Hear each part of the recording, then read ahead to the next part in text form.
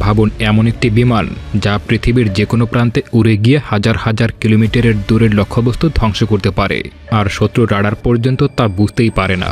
এটাই হলো B-2 spirit, পৃথিবীর ইতিহাসে তৈরি হওয়া সবচেয়ে উন্নত স্টেলথ বোমারু বিমানগুলোর একটি। এই বিমানের দাম প্রায় $2 বিলিয়ন। কিন্তু অবাক করা বিষয় হলো এই বিমানের সবচেয়ে বড় শক্তি শুধু এর অস্ত্র বা গতি নয়, বরং এর পেছনে থাকা হাজার হাজার মানুষের নিখুঁত কাজ। কারণ একটি ভুল এই বিশাল বিমানটি মুহূর্তের মধ্যেই পৃথিবীর সবচেয়ে দামি ধ্বংসাবশেষে পরিণত হয়ে যাবে। সবকিছু শুরু হয় একটি বিশেষ ভবনের ভেতরে। এটি হলো 509তম মিউনিশন স্কোয়াড্রনের অ্যাসেম্বলি ফ্যাসিলিটি। এখানে বিমান বাহিনীর সদস্যরা প্রস্তুত করছে এমন এক অস্ত্র যেগুলো পরে B-2 বিমানের ভেতরে বসানো হবে। এই ভবনের ভেতরের তাপমাত্রা সবসময় 68 ডিগ্রি ফারেনহাইটে রাখা হয়, কারণ এখানে তৈরি করা হচ্ছে অত্যন্ত সংবেদনশীল গাইডেড বোমা। এই বোমাগুলোর ভেতরে থাকে এমন সেন্সর যেগুলো তাপমাত্রার সামান্য পরিবর্তনেও ভুল হিসাব করতে পারে। এখানেই তৈরি হয় JDAM। এই স্মার্ট বোমার সামনে লাগানো হয় এক বিশেষ গাইডেড কিট। এর ভেতরে থাকে একটা ছোট্ট GPS অ্যান্টেনা। দেখতে ছোট্ট হলেও এর ক্ষমতা অসাধারণ। এর নিচে থাকে একটি ইনার্শিয়াল মেজারমেন্ট ইউনিট, যার সেন্সর মানুষের চুলের থেকেও ছোট নড়াচড়া শনাক্ত করতেও সক্ষম। এই সেন্সরগুলো বিমানের কাছ থেকে সব তথ্য নিয়ে বোমাগুলোকে লক্ষ্যবস্তুর দিকে পরিচালনা করে। কিন্তু এখানে একটি গুরুত্বপূর্ণ বিষয় আছে। বোমাটি তৈরি হওয়ার সময় এটি সম্পূর্ণ নিরাপদ অবস্থায় থাকে, ফিউজ বন্ধ থাকে, গাইডেন্স সিস্টেম টেস্ট মোডে থাকে। অর্থাৎ এখন এটি শুধুমাত্র একটি ধাতব বস্তু। বোমাটি তখনই সক্রিয় হয় যখন এটি বিমান থেকে ছোড়া হয় এবং বিশাল জিফোর্স অনুভব করে। অস্ত্র প্রস্তুত হওয়ার পর শুরু হয় আরও কঠিন কাজ, B-2 বিমানের শরীর পরীক্ষা করা। এই বিমানের বাইরের অংশ সাধারণ রঙে রাঙানো নয়, এতে ব্যবহার করা হয়েছে বিশেষ রাডার শোষণকারী উপাদান। এই উপাদানের ভেতরে থাকে ছোট ছোট লৌহ কণিকা। যখন রাডার তরঙ্গ বিমানে আঘাত করে তখন এই কণিকাগুলো কম্পন সৃষ্টি করে এবং সেই শক্তিকে তাপে রূপান্তরিত করে ফেলে। ফলে রাডার তরঙ্গ ফিরে যায় না, আর শত্রুর রাডারে বিমানটি প্রায় অদৃশ্য হয়ে যায়। কিন্তু সমস্যা হলো এই উপাদান অত্যন্ত ভঙ্গুর। পাখির আঘাত, শিলাবৃষ্টি, এমনকি ভারী বৃষ্টিতেও এতে ক্ষতি হতে পারে। তাই টেকনিশিয়ানরা বিমানের প্রতিটা ইঞ্চে পরীক্ষা করে কোথাও আঁচড়, ফাটল, বুদবুদ বা অসমতা আছে কিনা। কারণ মাত্র একটি ছোট ফাঁকও রাডারে বিমানের অবস্থান প্রকাশ করে দিতে পারে। যেখানে সমস্যা পাওয়া যায় সেখানেই সূক্ষ্ম যন্ত্র দিয়ে ঘষে মেরামত করা হয়।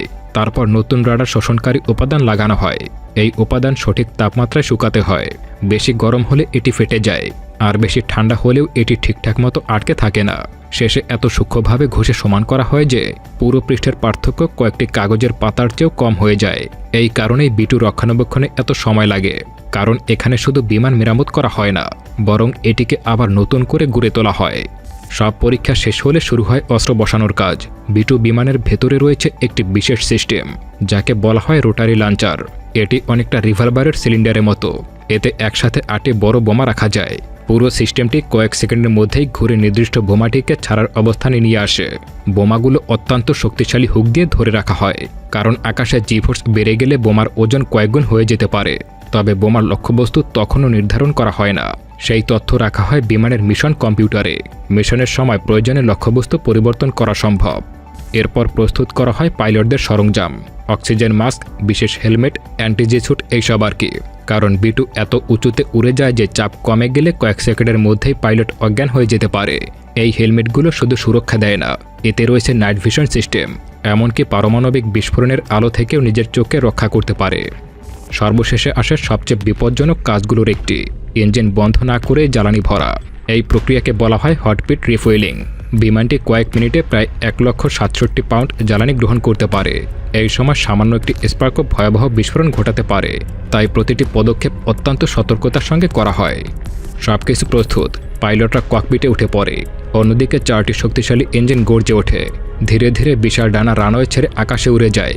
কিছুক্ষণের মধ্যেই বিমানটি এত উচ্চতায় পৌঁছে যায় যেখানে বাতাস এত পাতলা যে ইঞ্জিনের শক্তিও কমে যায়। এই সময় বিমানটিকে স্থির রাখতে প্রতি সেকেন্ডে হাজার হাজার ছোট সমন্বয় করে কম্পিউটার। লক্ষ্যের কাছে পৌঁছালে বোমা ছাড়ার প্রস্তুতি শুরু হয়ে যায়। রোটারি লঞ্চার ঘুরে নির্দিষ্ট বোমাটিকে সামনে আনে। সঠিক মুহূর্তে অস্ত্রের ভাণ্ডার খুলে যায় মাত্র কয়েক সেকেন্ডের জন্যই। বোমাটি ছিটকে বাইরে বেরিয়ে আসে। ঠিক তখনই সব সিস্টেম সক্রিয় হয়ে যায়। জিপিএস স্যাটেলাইটের সঙ্গে সংযুক্ত হয়ে যায়। ফিনগুলো খুলে যায়। বোমার কম্পিউটার হিসাব করতে শুরু করে যে কিভাবে বাতাস, মধ্যাকর্ষণ আর পৃথিবীর ঘূর্ণনের মধ্য দিয়ে লক্ষ্যবস্তুতে পৌঁছানো যাবে।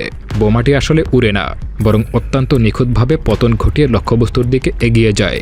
শেষ মুহূর্তে ছোট্ট একটি সমন্বয় ঘটে এবং সরাসরি লক্ষ্যবস্তুতে আঘাত করে। B2 স্পিরিট শুধুমাত্র একটি বিমান নয়, এটি প্রযুক্তি, গণিত এবং মানুষের অসাধারণ দক্ষতার সমন্বয়। হাজার মানুষের হাজার ঘন্টার কাজ শুধু একটি মিশন সফল করার জন্য। আর সেই কারণেই আজও এই স্টিলেথ বোমারু বিমান পৃথিবীর সবচেয়ে রহস্যময় এবং ভয়ঙ্কর সামরিক প্রযুক্তিগুলোর মধ্যে একটি।